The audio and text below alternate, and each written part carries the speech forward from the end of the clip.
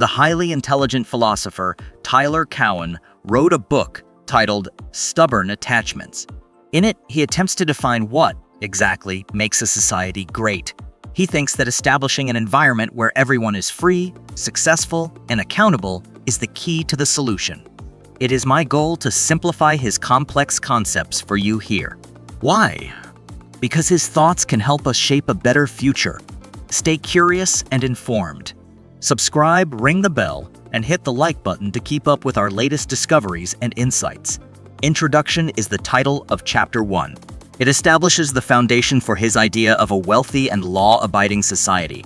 He stresses how crucial it is to have a long-term perspective and make moral choices that will benefit not only present generations, but also those to come.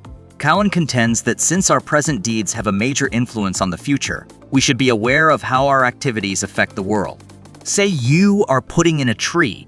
It will take some time to mature into a magnificent big oak. The maturation of such a tree takes years, maybe decades. However, planting it now will guarantee that future generations can benefit from its beauty and shade. The following are the key takeaways from this chapter. First, thinking long-term is important. Cowen emphasizes the need to give policies and initiatives that support long-term growth and well-being priority. As alluring as they may sound, quick remedies can result in greater issues later on. Number 2, moral conduct is essential. It takes more than merely observing the law to act morally. It's about taking other people in the future into account when making decisions. A prosperous society requires cooperation and trust, both of which are cultivated by ethical behavior. The title of Chapter 2 is Wealth Makes the World Go Round. The author goes deeply into the significant part that wealth plays in our culture. He contends that attaining long-term prosperity and raising living standards depend on economic growth. Cowen thinks that if we concentrate on generating wealth, we can resolve a lot of social problems and build a better future for everybody. Consider how the smartphone was created. Not only is it a phone and messaging tool, but it has completely changed the way we work and live. Innovations in healthcare and education have been made possible by the cash generated by the industry. What is included in this chapter? First, progress is driven by economic growth. According to Cowen, the greatest method to help people escape poverty and raise living standards generally is through consistent economic growth. Everyone gains from an expanding economy, from the creation of jobs to improved public services. Number 2, investing in innovation. It's critical to promote innovation. Significant gains in quality of life can result from innovative business strategies and technological developments. To promote innovation, firms and governments should fund research and development. Chapter 3, Overcoming Disagreement, is the title. The problem of resolving conflicts in society is addressed by the author. Divergent views are normal, he contends, but they may be handled well for the good of everybody. The chapter focuses on how to resolve disagreements and identify common ground so that we may go on as a team. Think of yourself as a member of a group completing a project. There are differences in approach to a problem between you and your colleagues. Rather than allowing these differences to turn into a fight, you take advantage of the chance to investigate other angles and develop a solution that combines the best features of each. Among the strategies we ought to master are these. First and foremost, embrace disagreement. According to Cowen, constructive disputes can result in more creative and practical solutions. Various points of view can prevent groupthink and offer insightful observations. Number 2, concentrate on common goals.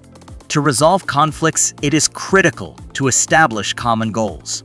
Conflicting parties are better able to negotiate compromises and collaborate by focusing on shared objectives. Is time a moral illusion? Is the title of the 4th chapter. Cowen investigates the idea of time and how moral judgments are affected by it.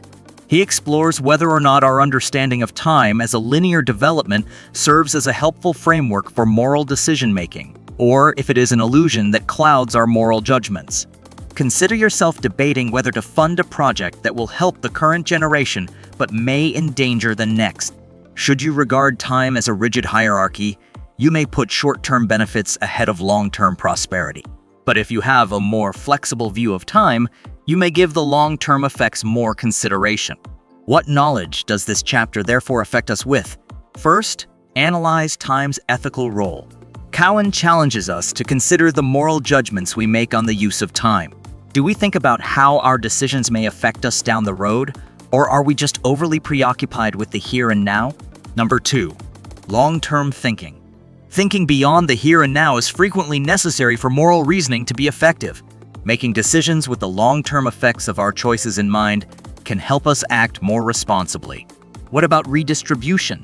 Is the title of Chapter 5. Tyler discusses the redistribution of wealth. He investigates whether wealth redistribution from the rich to the poor is a practical means of addressing inequality and enhancing social cohesion. In addition to examining several strategies for building a just and prosperous society, Cowen examines the possible advantages and disadvantages of redistribution. Envision a society where a fair redistribution of wealth guarantees a minimum level of life for everybody. This sounds like a reasonable strategy on the surface, but Cowen wonders if this approach just offers a band-aid fix rather than addressing the underlying causes of inequality. He says that concentrating on expanding chances and enhancing economic growth can result in more long-lasting advantages. What information is provided in this chapter? First, effectiveness of redistribution. Cowen investigates redistribution's bounds. It may not be the ideal long-term approach for lowering inequality, even though it can take care of urgent needs. Only redistribution does not guarantee long-term growth in the economy or an individual's development. Number 2, put the emphasis on opportunity. Cowen contends that giving individuals the chance to better their financial circumstances is a more beneficial strategy than merely redistributing wealth. To do this, money must be spent on infrastructure, education, and laws that advance both individual and economic development. Must uncertainty paralyze us? Is the title of Chapter 6. The impact of ambiguity on decision-making is a topic that the author addresses.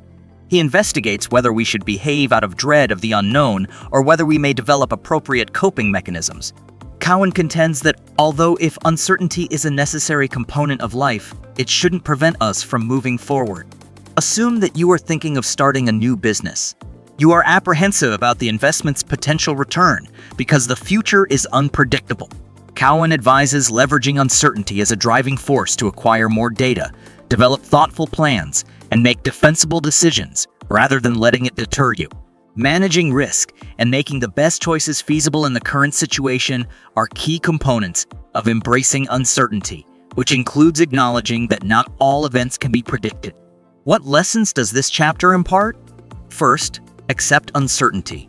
Cowen contends that life is full of uncertainty and cannot be avoided. Rather than allowing it to immobilize us, we ought to embrace it as a challenge and leverage it to propel more effective decision-making procedures. Number 2, manage hazards. Rather than avoiding hazards, effective decision-making entails managing them. This entails seeking possibilities and creating plans to minimize any potential drawbacks. We have now discussed the essential concepts from Tyler Cowen's Stubborn Attachments. There's a lot to consider. However, keep in mind that little actions might result in significant transformations. Please remember to share and subscribe to our channel if you liked this video.